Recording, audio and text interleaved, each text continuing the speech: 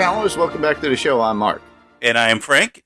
And this episode, we are going to be discussing, on this episode of Panels to Pixels, we're going to be discussing comparisons, different versions of Punisher, which, ironically, in all honesty, this is how the podcast actually started. We actually started with Netflix's Punisher, with Jon Bernthal, to cover it.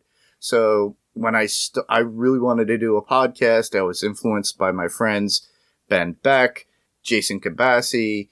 I was also doing a Walking Dead podcast at the same time. Cool. So, yeah, and then now Panels Pixels been around for a long time, but it started with The Punisher. So I'm glad that Frank actually brought this up as far as like a comparison. So it's a little bit different in comparison to what we have as a subject, because normally we cover individual episodes, topics, movies of the genre, anything that was adapted. But in this case, we're going to discuss everything that is Punisher. And if you think about it, this could be a companion podcast for what we're going to cover when Daredevil Reborn comes out. Because we know that the Punisher is coming back. Jon Bernthal is coming back. Right. There's a lot of stuff out there in the world. As far as videos, you can see Tom Jane and Bernthal at the gun range, and John's working out and getting everything going. It's pretty cool. We're getting ramped up for the idea of getting Punisher back into the MCU. Yeah. Which we didn't really have before, because honestly, it was just Netflix. All right, so with that, I'm just going to talk about the movie. So we'll discuss the movies that we have here, which are Punisher from 1989, which had Dolph Lundgren. We had The Punisher from 2004 with Thomas Jane. We got Punisher Warzone from 2008 with Ray Stevenson. Yep. Rest in peace, Rest in peace. Yeah. That was news as well that we brought up earlier in a previous podcast. And of course, the Netflix show that, The Punisher, that came out in 2017 with Jon Bernthal, which lasted 2 seasons. Right. And also had crossovers with the show Daredevil with Charlie Cox. And now let's discuss each shortly, like Frank. It's pretty funny how, all right, we grew up reading Punisher in the comics back in the day. So is that how you got introduced to Punisher? It's kind of funny because I was introduced to Punisher in the comics. I mean the old comics, because I have read the original issues with Spider-Man back when, they had watered down Punisher. Like, they had the idea of, hey, he's a vigilante, but he uses mercy bullets. He doesn't really shoot anybody. Or he doesn't really kill anybody. He uses mercy bullets, and then he takes them to jail or whatever. And I was always fascinated by that, because it was I understood the reasoning behind it, but I was like, it's such a silly concept. And then I walked into a comic book shop one day, and I had known that the Punisher had rebooted, but I hadn't really gotten into the issues. And the guy was selling the first 10 issues of the limited edition Punisher, the ones with the covers by Mike Zeck. And it was 1 through 10 for a good price. And I was like, you know what? There's my opportunity to get into it. I got all of those, and I still own them to this day. Unfortunately, they're in the Bronx, but and I was like, I'm hooked with this new grittier version of not this guy who's walking around sort of killing people. No, he's actually straight up killing people, being that vigilante, being what we know as the Punisher. So the anti-hero that we know as the Punisher, but using real bullets. Yeah. And the fact that that was literally late 80s, early 90s at that point. That would be Punisher War Journal and all those specific issues. And once I got that first 10 issues, I got into everything. I was into War Journal. A lot of people. Yeah. A lot of people love that, and a lot of people reference it. I think that was how they started with the creation of Punisher within film. Yeah. And I think that's why we got the Punisher from 1989 with Dolph Lundgren. Now, mind you, it was a lower budgeted film. Yes. And there was a lot of licensing issues regarding this because of the symbol of the Punisher. Exactly. So they couldn't really use too much. The only thing that had anything of a skull on it was the dagger that he had. Yeah. The knife. And that was it. Honestly, the movie was something that we all looked for. When you bought the VHS or the DVD later on, they kind of put the font to be like the Punisher that you get from the comic. Sometimes they would superimpose the image of the skull on there on his chest. It was a good story overall. It was something to start us off. It was very underground. It was our first live action approach to it, but also it was a Marvel character that not many people were really much into at that point. So they figured, okay, we could get away with this and we could put this out there. And I'm not saying Dolph Lundgren was terrible at it. He was just very slow and did his thing and hung out in the sewers. The thing that bugged me was the whole riding through the sewers on a motorcycle. First of all, those are the cleanest sewers I've ever seen that you can ride a motorcycle through. Okay, so there's that. Yeah. But the whole thing of him going through and being like, tell me, God, why must there innocent be killed and who's going to get punishment? And you're like, okay, it's the first Punisher movie that we are even going to get. Who knew we would ever get anything else from Punisher? So you're like, you know what? I can take that. Well, we accepted it. It's like, okay, as comic fans, we loved it. Right. The first iteration that we ever got, or introduction of the Punisher himself, Frank Castle, was in Amazing Spider-Man issue number 129. Right. Which goes for over like $3,000 if you get like a great copy of it too, by the way. And my recent convention checkouts, when I was looking for that particular issue, you can get reprints or certain things like that, or reissues of it. Yeah. And there was one that was chromium that I was really tempted to buy for like $30. And I just said, nah. I was like, I have a reissue of something already. I don't need it. If I could ever obtain that original copy, that would be a book that I would have CGC graded and hung up on the side, just to have like its artwork, because just the front cover itself, with Spider-Man in the sights and everything else, it's pretty cool. But the movie itself was what we wanted, and it gave us what we needed at its time. It wasn't the greatest. No, it wasn't the greatest, in my opinion. For us, who grew up going through the Incredible Hulk series, which at the end of the day is not a bad series. It's a pretty good representation of the Hulk. It's not exactly comic accurate, but that's still, we were all sitting there listening to that song, ding, ding, ding, ding, ding, ding, and we're all like sitting there like, damn, he's going to have to keep on going.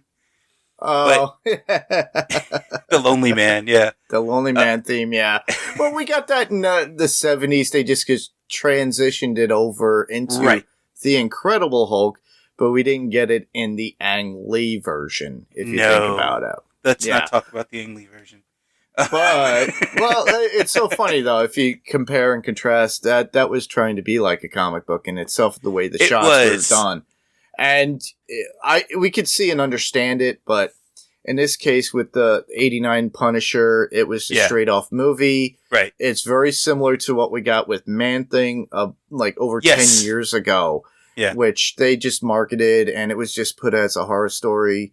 But recently with the MCU, we got Man-Thing proper with Werewolf by Night. So I thought that was pretty cool. But the fact that, in 89, that was our Punisher. That's what we got. It was our live action. The only thing that we had before then was probably from Spider-Man and His Amazing Friends, or certain cartoons that we had Punisher. The live action Spider-Man, which was, Nicholas Hammond with a rope, an obvious rope that he would shoot out of his one cable with one spider shooter. Yeah, I know. And then we're not covering those people, but we're just mentioning them. Yeah. But that was funny. The way, like, you couldn't get a completely accurate version of anything, like the version of Thor that showed up in the Hulk movie. And then, the Trial of the Incredible Hulk. Yeah, Trial of the Incredible Hulk. We got Daredevil all at that time. Although all dressed in black is technically, It's kind true. of accurate, right? Yeah, it was the first iteration of Daredevil originally. Exactly. Yeah, So, but yeah, this Punisher was acceptable, even though, like I said, that whole thing of him going through torturing himself and things like that. No, Mhm. but him going up against the Yakuza and also the Mafia at the same time, or Magia as they call it in the comics. Uh, why not just call it Mafia? But anyway. Well, they couldn't do that. It Yeah, was exactly, like, right. oh, Yeah. Marvel's gonna get a target on their head too. Oh, but the Yakuza okay. No, anyway. Yeah, right. So that was good at the time. That was the best that we could hope for until the next one, which is The Punisher with Thomas Jane in 2004, which for me, I have a kind of love-hate with that one. All right, yeah, I see your point, and I feel that the same way. All right, him being undercover was as an agent, and then through that's where he gets the target on his head, and then takes revenge after everybody eliminates his family. Right. But the fact that they're in Florida, and it's like usually Punisher is within a New York area. Exactly. So that was the bitter taste that you get in your mouth. But aside from that, the story was okay. Yes. Because I could relate to it, and it gives you that feeling of what the character went through, of losing everything, right, and taking revenge and action on his own, regardless of government or anything. And it was based upon, literally mafiosos and things of that nature that were, that pushed him to that limit. Exactly.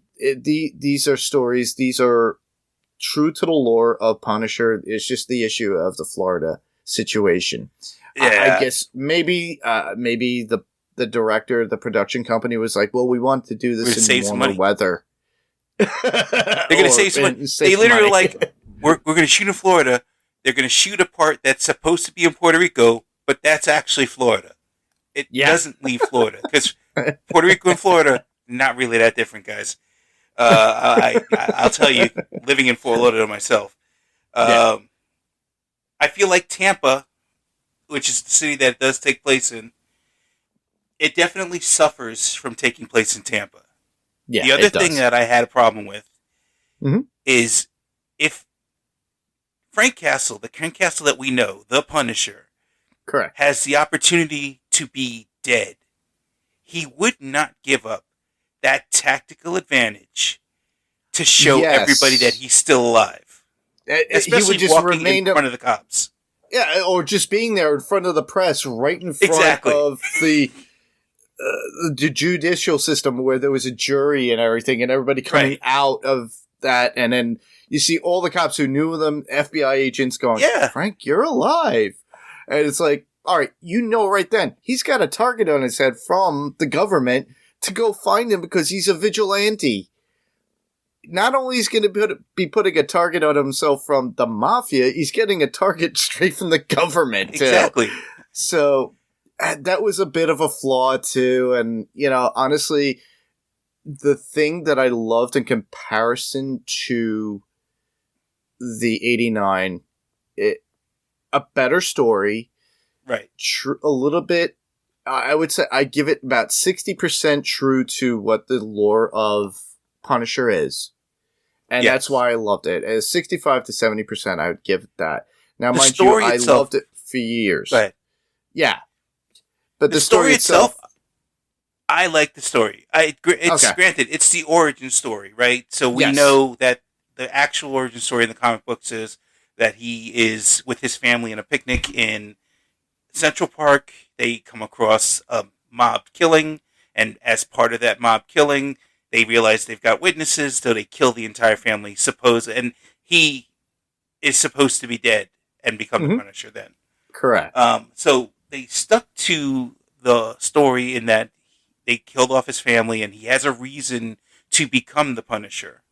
And they also managed to get in the skull on the the T-shirt that his son got him. A little bit of history there. Yeah. The kid got it from like when they were out about in Puerto Rico, and it was It's supposed to ward off demons, Dad, and blah blah blah.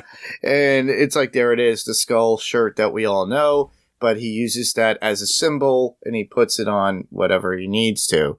And the tactic that he uses to go ahead and take, and this is straight Punisher right here, to make the main villain believe that his wife, which is his most prized possession, is his wife and everything like that. It was cheating on him. Think that she's cheating on him with his best friend, who's gay. And he's so far gone by the time he finds out about that he's like, he doesn't believe it. He's like, you can't convince me, and he ends up doing them both. Yeah. So overall, the movie satisfied me back in 2004. I enjoyed it. I still enjoy it to this day because it's just a different version, adaptation, not true to the comic, but gives us elements of the comic that we all do love. Whereas with 89, that was like our first introduction. We loved it. Dolph Lundgren looked great as the Punisher, but without the traditional shirt or skull logo, but a little bit quirky in the sense of how they wrote him. Because I don't think they knew how to write the character at that point. Which leads us right into Punisher Warzone 2008 with Ray Stevenson. And Ray pulled off... And honestly, when I saw that years ago, I just watched it recently. And Ray Stevenson pulled off a different version, but this was as close to the comic version that we got. I think, in film. Now, not TV show. Right. But the thing is that you got Jigsaw. Yeah. An origin story of Jigsaw might not have been the actual true story that we got from the comic. Right. But an actual origin story of Jigsaw and how it came to be. And we just basically pick up literally after... Frank had established himself as the Punisher, and they have files upon files upon files, and literally they kind of brush over, stating that, his family was killed in a park, they were witness to a mob, there was a hit put on them, they got killed, right, and then, Frank wound up on this vendetta and just disappeared. We got Micro in the actual movie itself as well. So we got like all the elements of Punisher within it. Now, I never really thought of Dennis Nedry from Jurassic Park being Micro in this particular movie, or the guy who played the lead guitar in Rockstar that Mark Wahlberg had worshipped in movie Rockstar. I'm forgetting the actor's name, and I'm pretty sure I'm drawing a blank on it too. Yeah. But regardless, they all did a great job, I thought.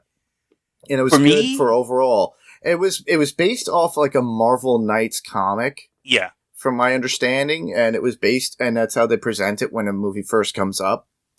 But I love the idea. It's like, Punisher literally, it's kind of like Batman and the Joker. Punisher created Jigsaw at that point. Yeah. And made him even more wackier than he was. And then you get Jigsaw as like crazy brother LBJ. Yeah. And then they have this whole thing where it's like, and then on top of that, there's like a tactical police unit looking for him, and somebody's also infiltrated that tactical police unit. Overall, I think the story was done very well, and it probably to date, as far as like a Punisher movie, action-wise, for adrenaline heads that listen to Adrenaline Cinema Podcast, action-wise, this was probably far better than what we got from Thomas Jane, even though I do love there like certain aspects within the Thomas Jane that I got with like the vehicle and the car and how he had to get away. Yeah, like he had Fast and the Furious.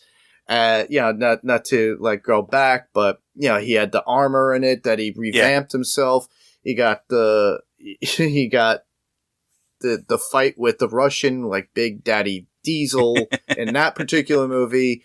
And this, Ray Stevenson was, I think he's a lot larger than Thomas Jane completely. I don't think he's as tall as Dolph Lundgren, but he's got the bulk to him in that particular film. But you could also see the heaviness of like the bulletproof jacket. Right. Everything's got painted on it of Punisher, and he's got the feel of Punisher too. Oh yeah. Very much how Thomas Jane had it too as well, because of the being alone, but you know, in this case he wasn't an alcoholic. You know, but I'm not saying Thomas Jane was terrible at it, but in that iteration, I do enjoy that fact because it's like, to me, it's like a different story or a different version. Right. And if I ever got the chance to talk to Thomas Jane, I would say he was one of my favorites, because even though there's only a few that we got, he is one of my favorites. I actually got a picture with Dolph Lundgren with a Punisher sweater years ago when I met him, and he goes, "That's not my Punisher." Yeah. Like, they didn't have that for you. But for me, this one is Punisher Warzone is absolutely my favorite Punisher movie, in that it does absolutely nail the feel of Punisher, the look. You know, for Ray the movies, Stevenson, again, rest in peace. Yeah, he didn't have to do much, whereas, you know, Dolph Lundgren obviously had to color his hair black. You know, Thomas Jane didn't bother making it black, but it was dark enough where it could pass. But Ray Stevenson, he's got like the sort of longish hair swept to the back. You could draw a picture. You could look at old issues of Punisher and see, oh yeah, Ray Stevenson looks exactly like that. You know? Yeah. He looked like War Journal. Yeah, exactly. Punisher War Journal Punisher. You know, and I agree. This is probably, for the cinematic version, would probably be one of my favorites as well. After that would be definitely the Thomas Jane, and then going in order would be the other, which would be, but honestly, we only had one TV version. Exactly. Which we're going to go into now, which would be the Netflix Punisher that came out in 2017, which this podcast started with. So I had like a few different people. I had my friend Paik Allen on. I had my friend Avelino Rashino on here. Nice. Actually, I started it with the first episode with Avelino, which I'm thankful for. And I love you, Avelino. I miss you. Wish the best. But I started it that way, and I had multiple hosts until Steve Brown, who has been with me for years for Panels to Pixels and is still on. You guys could hear him still. We're going to be covering Secret Invasion, but that's how Panels to Pixels podcast came into being.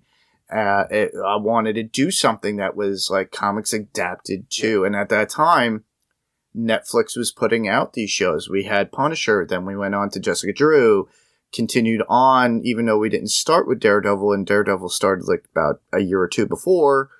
But we went on and on and on. And somebody said, well, you don't necessarily have to sit with Netflix shows. Obviously, I didn't, because we've been continuing on ever since. But the Netflix show actually wrote more into Punisher than a lot of the movies, because they were able to work within the story of Frank Castle. Right. As well as Micro. We did get a version of Jigsaw as well. Yeah. And they kind of wrote it in where it was somebody he worked with and he was in the army or special ops with. And they came back, and then he got rogue, and he went and did a little bit of craziness on his own. And I just enjoyed that Netflix show because how gruesome it was. The show itself, Netflix was off the hook when it came out with it. Now, what we will get with Daredevil Reborn, with the reintroduction of Jon Bernthal as Punisher, well, that remains to be seen, because we have to wait until that comes out. Yeah. But I love the show as it was as a show. Now, our views may change once Jon Bernthal comes into the Marvel Cinematic Universe as Punisher. So then we will be there with 4 people.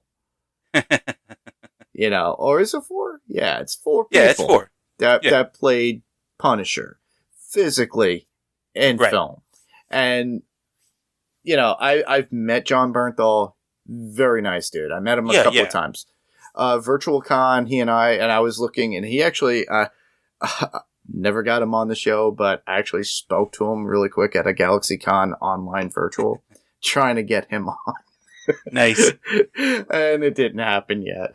He's been busy with his own podcast, but yeah, exactly. And he's there for the all the people that are in the military, right? All the veterans that are out there. He has a lot of respect for them. He has them on telling their story. There's so much more. Check out his particular podcast and his YouTube, and he gets really down to earth with a lot of people. But to go back to Punisher with him in comparison, honestly, he's one of my favorite if you put overall. Right. If you compare all of them, it would be literally Bernthal, Ray Stevenson, and then I would say Thomas Jane, and then Dolph Lundgren. That's actually mine is exactly the same, because I respect the way that Bernthal carried himself in the series. I feel like the series format allowed them to build his character, build the world along with it. Not just when you don't have a 2-hour deadline that you have to work within to fill the story. Yeah, that's where it suffers a lot, because I'm sure that if they could do a trilogy in a movie version or something like that, then they could say, okay, we can go ahead and build elements that we're going to go ahead and have throughout these 3 movies. That's why it's a good thing to put it as a show. It's got 10 episodes. You can build all kinds of worlds with it. And if you do it really well, you'll end up with another season. Mm-hmm. Yeah. And you can build more. And he could be also in the film series, too, making appearances. He doesn't necessarily have to be locked into it. That's true. And that's what I admire what Disney Plus or Marvel Disney is doing. Yeah. They could literally take from those characters and throw them in there. Hell, for all we know, they could just throw him in Deadpool. Yeah.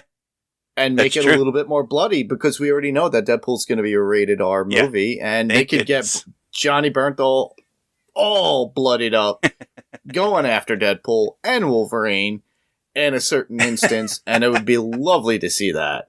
That would be awesome. Yeah, it would be awesome. And the funny thing is too, it's like we've kind of already rattled off our top who we feel. So you already agree, and you have the same list as I do. Literally. Like, I was looking at the notes, I was like, yeah, ours are exactly the same. I'm doing it off the top of my head, and I didn't even look at your list. I just put it off the top of my head. I'm just going down in a little bit of notes that I have. But yeah, it kind of goes into procedure of that. I don't see them in the foreseeable future changing out who would portray Punisher, unless they do this wickety whammy, timey-wimey BS they could do with old multiverse universes that are out there. Right. You never know. We could have Dolph Lundgren come in out of retirement from the Expendables and just go, here I am. And you know what? He looks like he's still in a good enough shape that he could pull it off. So. Oh, yes, he is. And maybe even Thomas Jane. And have them all, and they could do the Spider-Man pointing thing, or with guns. I would love it if they would have Dolph Lundgren show up in the old, like, legit comic book uniform with white gloves and white boots. Oh, yeah. Instead of like that, it would be like more spandexy, but a little bit of Kevlar, too, to make it look like he could take a hit. Yeah. That would be amazing. That would be cool. I think that would be awesome. Yeah, I think so, too. There are so many endless possibilities with this, but yes. The Punisher has been around for a long time, ever since that issue 129 of Amazing Spider-Man. I'm forgetting the year it came out. I want to say it's probably like 78. Definitely in the 70s. Yeah, from my understanding. And yeah, I'm looking at the picture right now because it is 129 at the time. Well, I don't think it was. It had to been early 70s because it was only 20 cents. Hang on. Yeah, you know what? And it's funny too because it's not like the first time that we actually talked about this. When Avelino and I actually spoke about it when we were discussing the very first episode of Punisher in 2017. We brought all that information up. But yeah, it's having him in that traditional costume would be amazing. It's 129 is dated February 1974. 1974, 20 cents. Yeah. If only comics were like that nowadays. Yeah, seeing as I'm an old man, I remember when that happened. I remember maybe 50 cents when, for the prices from my age. I'm not too I'm not at the same age as Frank, but I remember as a little kid, because my parents would be like, "Here's $1. Here, you go buy a." Well, I had the benefit of my cousin being a super older than me, and he's a super nerd when it comes to comics. He introduced them to me, or he introduced me to comics when I was a kid, and he would always give me like his old DC comics. And he introduced me to Marvel as well, and he's turned it into a career. So there you go. But we've been touched and blessed with this character since like the early 70s. He's moved on from comics to movie to Netflix series. Now back onto Disney Plus series with Daredevil. Also, spoilers. We're going to get also Jessica Drew. Yep. Not Jessica Drew. Jessica Jones. Jones, yeah. Sorry. Got to get it right. Jessica Drew, Spider-Woman. Spider-Woman.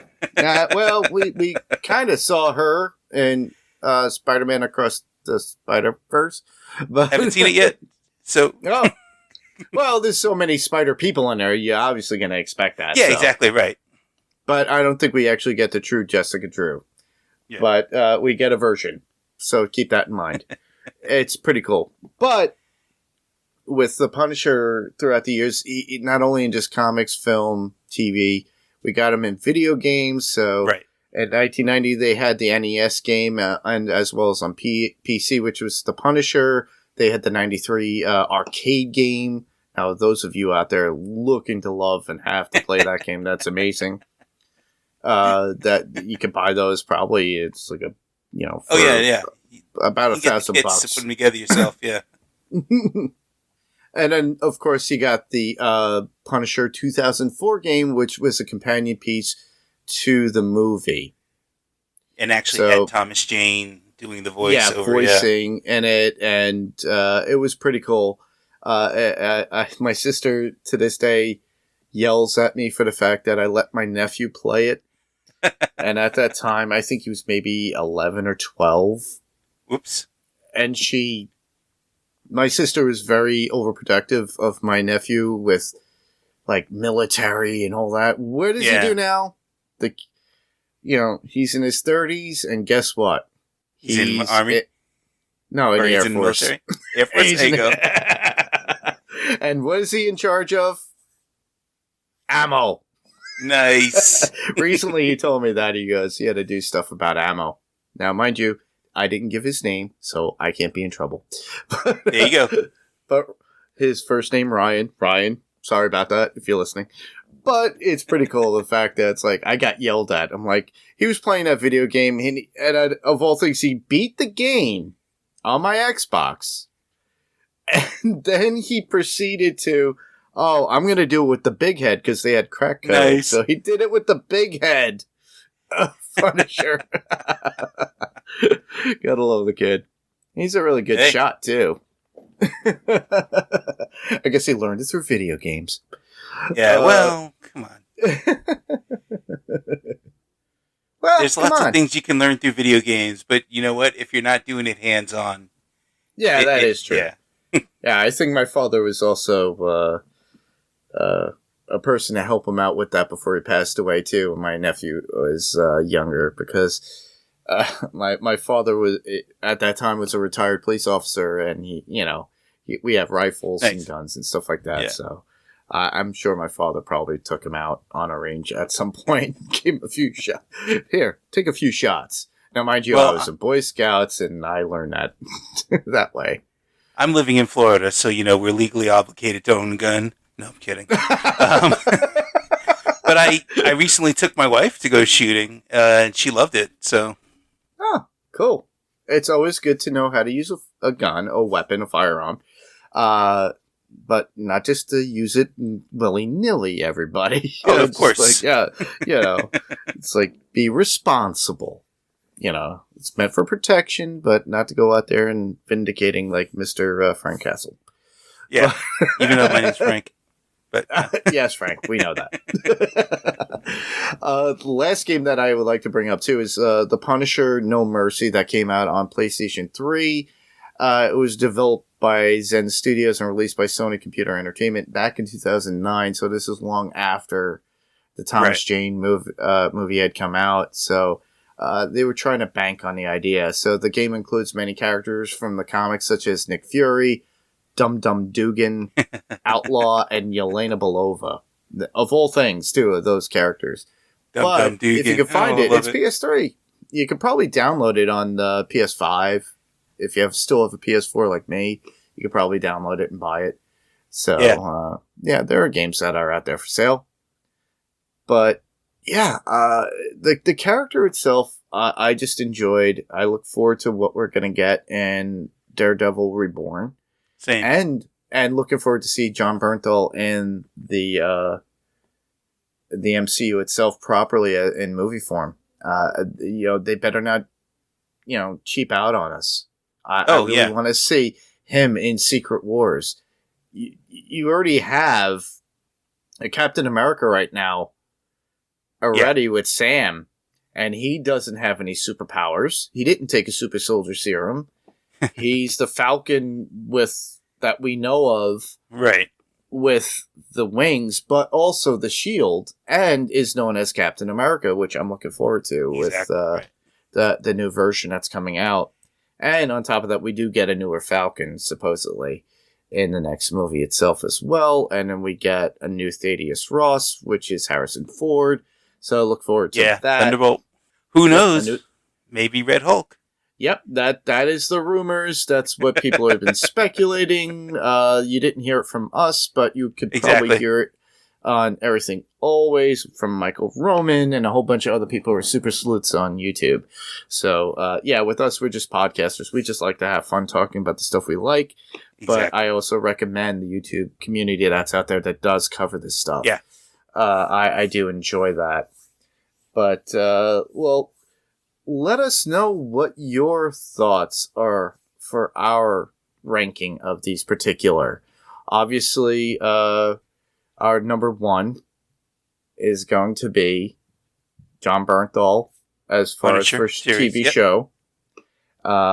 Next up, Ray Stevenson. Yep. After that would be Thomas Jane. And then, of course, Dolph Lundgren. If you have any thoughts, maybe a voice actor in cartoons, let us know.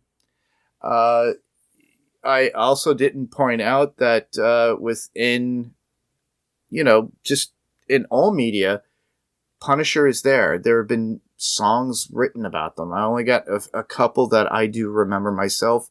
One is Punishment by the hardcore band Biohazard. Mm-hmm. And that was, and there's actually a video on YouTube. So if you guys would like, I will throw that clip on in the notes, so that way you could, just click on it and check it out. It's pretty cool how they just mesh up the whole Dolph Lundgren thing with the song itself, Punishment. And I thought it was pretty cool. I think somebody had revamped it recently with John Bernthal as well as Thomas Jane. Oh, I didn't see that. That's awesome. I'll have to check that out. So you could check that out. Then there's also Holy Wars. The Punishment is due by Megadeth, the band, the thrash metal band Megadeth. That was released back in the early 90s. And that was a huge success for Megadeth. And it brought a lot of people's attention to the Punisher at that point. because a lot of, it's literally, if you listen to the verse, not just the chorus, but obviously, because it's all holy wars, blah, blah, blah. Right. But all the verses are literally a story of Frank Castle. And that's what really makes the song pretty cool. Now, on top of that, thrashing out as they do. And great music, in my opinion, because, I'm a metalhead and I just loved it. I had the long hair and everything else, and I played that song so many times with so many cover bands. But, Frank Castle is out there, Punisher's out there for you to embrace, whether it be video games, cartoons, and like I stated, right. Spider-Man and His Amazing Friends. There was a couple of other Spider-Man cartoons, Spectacular, that he showed up on. I think he actually showed up on Superhero Squad as well. So Punisher is always somewhere to be found within some sort of Marvel legacy or iteration. It's amazing to think that this character who started off at 74 and, could have been a flash in the pan, like you're sitting here going like, what was the name of that character? Who was that guy? And he became so popular, especially with the later comic book series where they basically rebooted him in the late 80s, probably like 85, I think it was. Yeah. But I love the fact that it's got that kind of longevity to it. It obviously speaks to a lot of people. It still speaks, and I don't think the character will be killed off. Right. And anyway. And now he's what? He's the cosmic Punisher? Well, yeah, and I think he was Venom at one point too, and they've changed him so much in comic book formats. He's still legendary. He's still there. You can still play him in video games. So until we get Daredevil Reborn, remember, you could always go to your video game and just play as Punisher. Yeah. So do so. So, like I said before, if you have any thoughts on our listing and how we rank these particular actors as the Punisher, let us know. Let us know what your thoughts are. Maybe you love Dolph Lundgren as the number one. And nothing wrong with that. There's nothing wrong with that. Maybe you love Thomas Jane. Let us know. And for that, all you have to do is submit your feedback. And with that, we can be heard on Spotify, Google Play, Apple Podcasts, or whatever podcast player of choice. If ratings are available, please do so. Just give us a rating or a review. I think with this particular podcast, I think we have about 5 or 6, and they're all 5s. I don't know how that happened. Nice. But, and it's been a couple of people that left notes. Please do so. Just write what you feel and how you feel the podcast is, and that's the best way for us to get noticed, as well as word of mouth. So if you tell a friend, hey, check out this. They'll tell 2 friends, and then tell 2 friends, and so on and so on. But all you have to do is go to our Panels to Pixels podcast.com website. You can check us out there. Still under construction. I'm sorry, I keep saying this, but I need to get it worked out. But the best way to get in contact with us, obviously, is facebook.com/panels to pixels. That's all it is. Facebook.com/panels to pixels. Check us out there. I like to put an image of what we're going to be covering. This one I didn't do because this was off the cuff. This is something that Frank came up with at the top of his head, and I said, fine, let's do it. And we did. So, I'll put an image, what we're going to be discussing, and I'll say leave the comments below, and we'll read them on the podcast as we cover that particular discussion point. And then if you missed it, we'll talk about it later on. So, and then if not, you just go to our email, and wherein you can just easily just type out your thoughts in an email and send it to panels2pixels1@gmail.com. That's panels. The 2 is spelled out TO, pixels, and the number 1@gmail.com. And there you can just type it out, like I stated, and we'll read it. And if you don't want to read and you just want to record yourself and send it, you could do that. We all have these cool things called phones, these smartphones out here. Yeah, I love them. You just record your voice and then just go to your email and then attach it. When you do that, I will get it. I will play it on the podcast when we come up next. Nice. And we'll discuss it. And we'll talk about your thoughts and have you heard as well to be a little bit more interactive. We could be found on Twitter at panels2pixels. So that's panels, the number 2 pixels. We are on Instagram at panels2pixels podcast, spelled out exactly. Panels2pixels podcast. We can be found on YouTube, and all you have to do is search in YouTube for Panels to Pixels podcast. Obviously, if you want to keep up, and people do listen to it that way, all you have to do is subscribe. If you like what we're doing, just give it a thumbs up. And if you could always put that little ringy-dingy thing there, it'll always be in your feed. Get those notifications. Get your notifications. But, yeah. And then you could also leave a review there as well. And leave comments as well as if you like to, because I get them from there. There's many times when I did.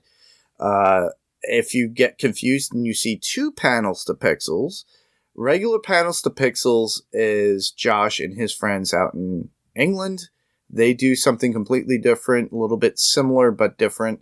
But we are Panels to Pixels podcast. Keep that in mind. Okay, so just to be clear, because I've had that where people who's like, I love your stuff, Josh. And I'm like, we're not Josh. But I'll relay that message to Josh, and I'd have.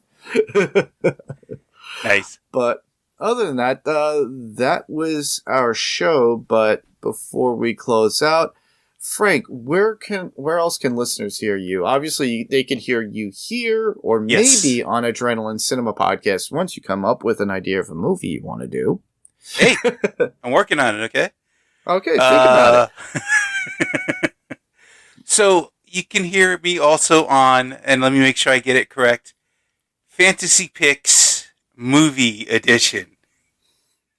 Because I always get it wrong. I always say Fantasy Movie Picks, and then Rob goes, damn it, that's not the name. Yeah, it's Fantasy Picks Movie Edition. You can hear me there as well. Yeah. You could also find me there as well on at times, depending on when I'm asked to be on. There they do a top 5 at times of certain movies, and the fantasy pick itself is those top 5, and then on top of that, we do basically it's like a breakdown of a movie. So if it was a bad movie, how would you recast it? How you would restructure it, rescript it? Would you get rid of the director? Would you get rid of the composer? The effects artist, was he really that bad? What actor didn't you like and you just want to remove them completely? Who would you... It's kind of like a hero pick of what you could do. If we had AI to redo everything, that's what we're trying to do, is AI the hell out of this crap. Just to make the movie that was really, really bad. You know, it's like, I'm not going to give a description of a movie, but you could figure it out. Like, Phantom Menace. But yeah. So something like that. But yeah, that's what they do there. You could find me here on Panels to Pixels podcast, along with Frank, Rob, Steve, as we always are. Depends on what we're doing. Obviously, we're going to go into Secret Invasion when it comes out next week. Yep. Yay! So look forward to the images coming up of that. I'm not sure how many episodes are going to be dropped at the same time, but we're doing it episodically, so episode by episode. So weekly, we will be doing each episode. So check that out. We're going to be covering The Flash. You could also hear me on Adrenaline Cinema Podcast, as I also mentioned before. I believe Jerry and I will be finishing up The Thing 2011. We have to re-record, unfortunately, because Mark was a dingus and did not hit record on the Zoom, and Jerry didn't have a copy. So it happens, man. It happens. It was the first time in 7 years, and I so am embarrassed about it and upset. But we are going to be re-recording that, and then we'll be going into They Live. Still have to do love that one. The movie Death Trap with my friend Jeff Allen. And yeah, we're trying to get a little bit more content for you out there. So hopefully Frank will get a movie in by that time too. But I'll find some. Yeah, you'll find something. So other than that, that was Panels to Pixels. Same podcast, different panel, different pixel. I'm Mark. I'm Frank. And this was Panels to Pixels podcast, and we'll see you on the next panel. Good night, everybody. Have a good one, guys.